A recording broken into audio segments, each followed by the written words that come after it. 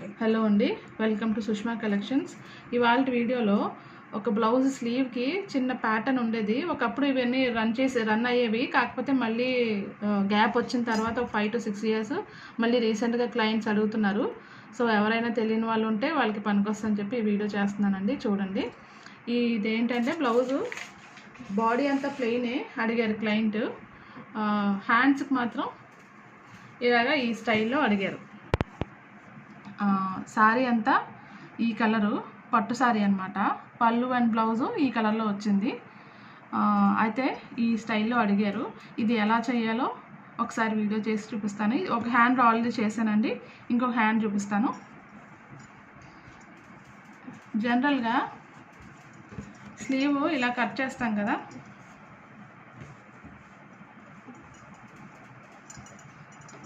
Slew client అడిగిన length ఎంత ఉంటే అంత లెంత్ అడిగి వాళ్ళ ఎంత కావాలో వాళ్ళని అడిగి మనం చేస్తాం కదా. తర్వాత ఒక సైడ్ లోతు తీస్తాము.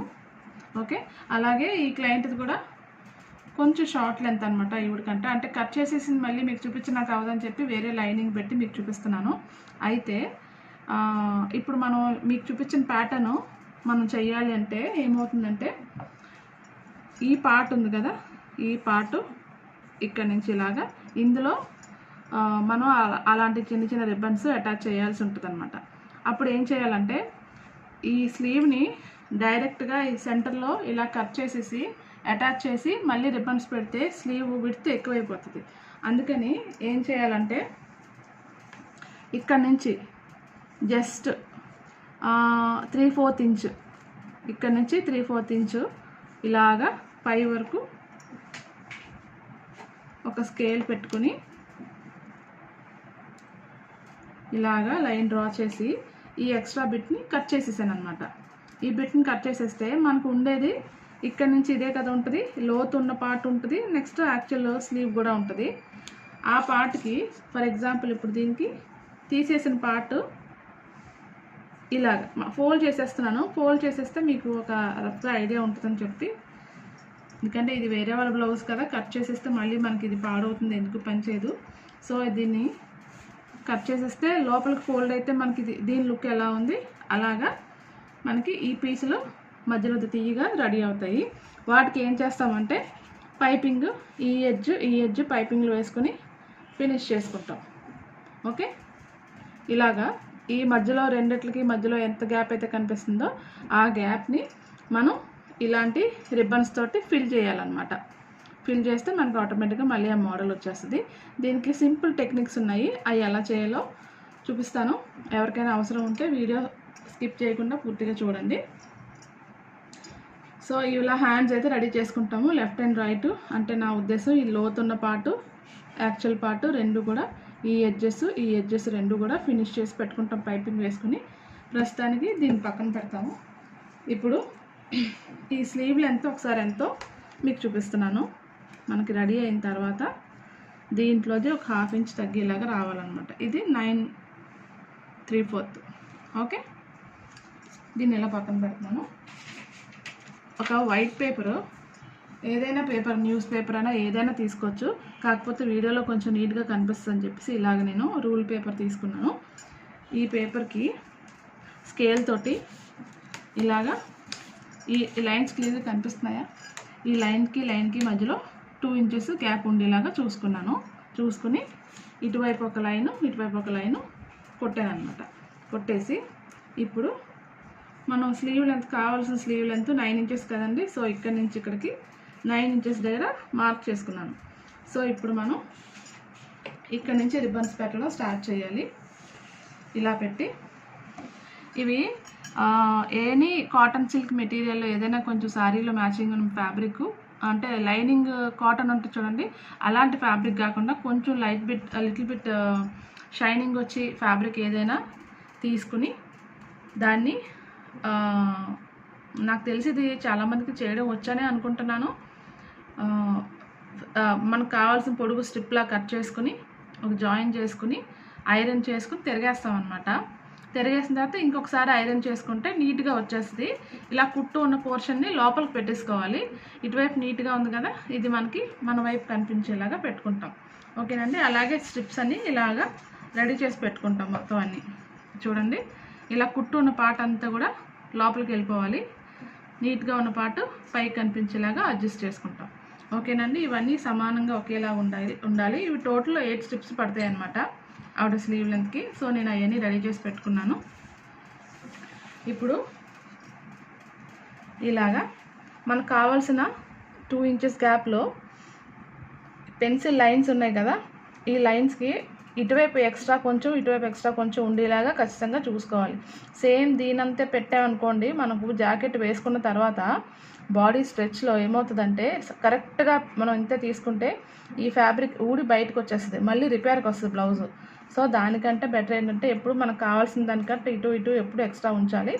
ఈ పార్ట్లో మళ్ళీ మనకి ఇందాక మీకు చూపించిన స్లీవ్ పార్టు దీని మీద పెడతాం కాబట్టి అది అలా ఫర్మ్గా నిలబడి ఉంటుంది అనమాట. ఓకే, స్టార్ట్ చేద్దామండి.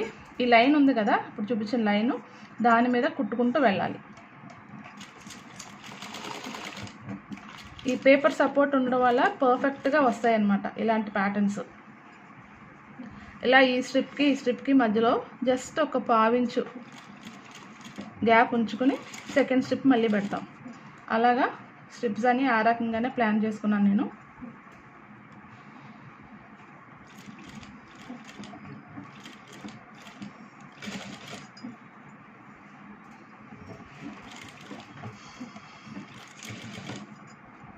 నెక్స్ట్ ఈ పర్టికులర్ క్లాత్ నా దగ్గర లాస్ట్ పీస్ అనమాట, పీస్ ఎక్కువ లేదు. సో క్రాస్లో జాయిన్ చేయాల్సి వచ్చింది కొన్ని. అందుకని ఇది లెఫ్ట్ హ్యాండ్కి వచ్చేలా చూసుకుంటున్నాను. ఇందాక మీకు ఆల్రెడీ పూర్తయిన హ్యాండ్ మాత్రం రైట్ హ్యాండ్, అది మాత్రం ఎక్కడ జాయింట్లు లేకుండా ఉన్న ఫ్యాబ్రిక్ పెట్టాను. ఇది నాకు ఇంకా ఆప్షన్ లేక జాయింట్లు వచ్చినా సరే అని చెప్పేసి అది పెట్టాను. బట్ జాయింట్ లేకుండా చూసుకోండి, ఫినిషింగ్ ఇంకా నీట్గా ఉంటుంది.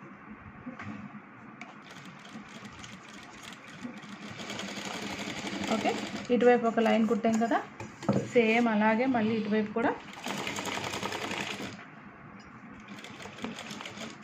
స్ట్రిప్స్ మాత్రం కదిలిపోకుండా ఒకటే డిస్టెన్స్లో ఉండేలాగా చూసుకోవాలి.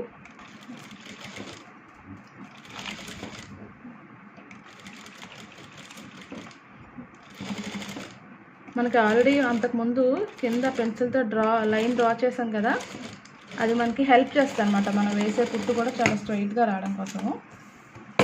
ఇలా అయిపోయింది కదా. ఇప్పుడు ఇందాక మనం కుట్టినవి ఇవి ఉన్నాయి కదా, ఇవి ఇక్కడ ఒకటి పెడతాం, ఇంకొకటి ఇక్కడ పెడతాం. పెట్టేసి ఒకటి మాత్రమే కుట్టు వేసి చూపిస్తాను, ఎందుకంటే టైం ఎక్కువ పడుతుంది కదా, ఆల్రెడీ వేసింది ఒకటి ఉంది కాబట్టి అది మీకు మళ్ళీ రిఫరెన్స్ కింద చూపిస్తాను.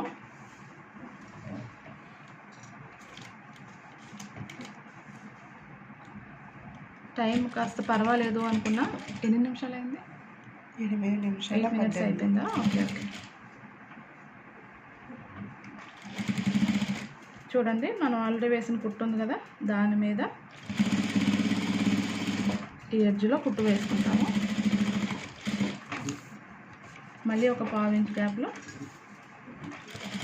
ఇంకో కుట్టు వేసుకుంటాం.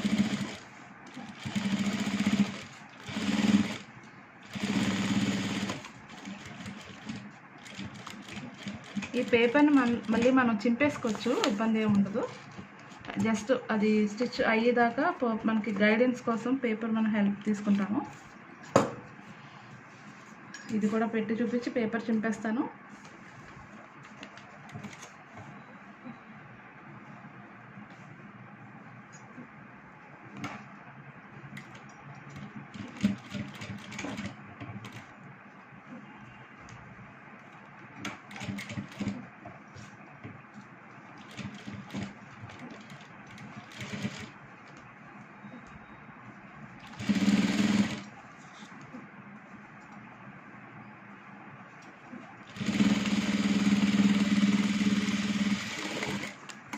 ఇంకొక స్టిచ్ వేసేస్తాము. వేసేసి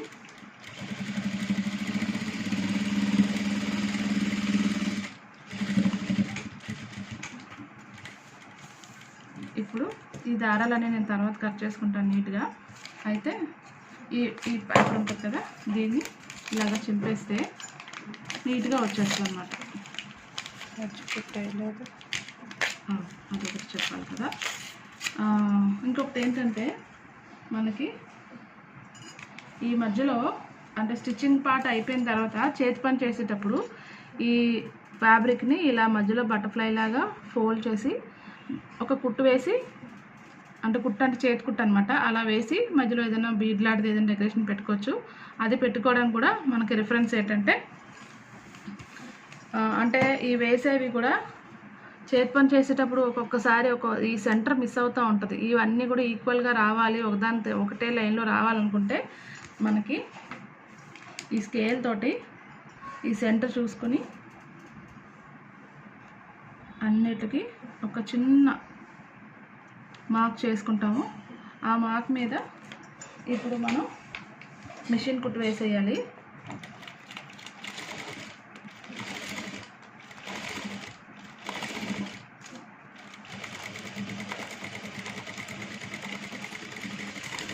ఓకే అండి, అంతే. టైం ఎక్కువ పడుతుందని నేను కొంచెం హడావుడిస్తున్నాను, నేను మాట్లాడతాను చూస్తాను. అయితే తర్వాత మనం ఇది మెల్లిమెల్లిగా ఫ్యాబ్రిక్ చెరగకుండా, సాధారణంగా చెరగదు కానీ ఎక్కువ కుట్లు వేసాం కదా, దాని మీద జాగ్రత్తగా మనం ఈ ఎక్స్ట్రాదంతా చింపాలి. చింపడం కూడా నేను వీడియోలో చూపించడం ఎందుకని నేను చూపించట్లేదు. చూడండి, జస్ట్ ఇంతవరకు మీకు చూపించి నేను ఆపేస్తాను. ఇలాగా మనం చింపేసుకుంటే ఇటువైపుకి ఇలాగ నా కింద హ్యాండ్ కనిపిస్తుంది కదా, ఈ ఎక్స్ట్రా దారాలు ఇవన్నీ మనం కట్ చేసేసుకుని దీన్ని ఇలాగా పట్టుకుంటే మంచి స్లీవ్ ప్యాటర్న్ అవుతుంది. యాక్చువల్గా ఈ ప్యాటర్న్స్ అన్నీ ఒకప్పుడు నడిచేవి, మళ్ళీ ఇప్పుడు ట్రెండ్ స్టార్ట్ అయింది, మళ్ళీ అడుగుతున్నారు ప్యాచ్ వర్క్స్ ఇవన్నీ. ఒక్కసారి చేతి పని చేసే సూదితోటి ఇది ఎలా వేయాలో అంటే చాలామందికి తెలిసే ఉంటుంది, బిగినర్స్ ఉంటే పనికొస్తుందని చెప్తున్నాను. ఫస్ట్ ఇలాగ చేతి పని చేసే దారం ఇదైతే ఏ కలర్లో ఉందో ఈ క్లాత్ అదే కలర్ దారం ఎక్కించుకొని ఫస్ట్ ఈ సెంటర్లో మనం స్టిచ్ వేస్తాము. వేసి దీన్ని ఈ చివరి నుంచి ఈ చివరికి ఇలాగా లాగుతాం అన్నమాట.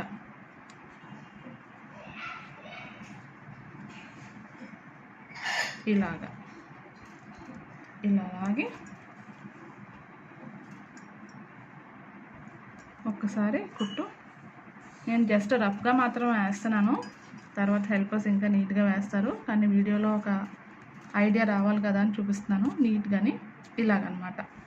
ఓకే, ఈ మనం వేసుకున్న గ్రీన్ లైన్ దారం ఉంది కదా, దాన్ని ఆధారంగా సేమ్ దాని మీదే అది కనిపించకుండా మనం అది చేసుకుంటూ వెళ్ళిపోతే ఇదంతా మంచి. ఇంకొకటి అయినా సరే, ఇది మళ్ళీ విప్పి చేస్తారు మా వాళ్ళు, బట్ ఏంటంటే ఒక ఐడియా కోసమని ఇది కనెక్ట్ అవుతుంది దీనికి.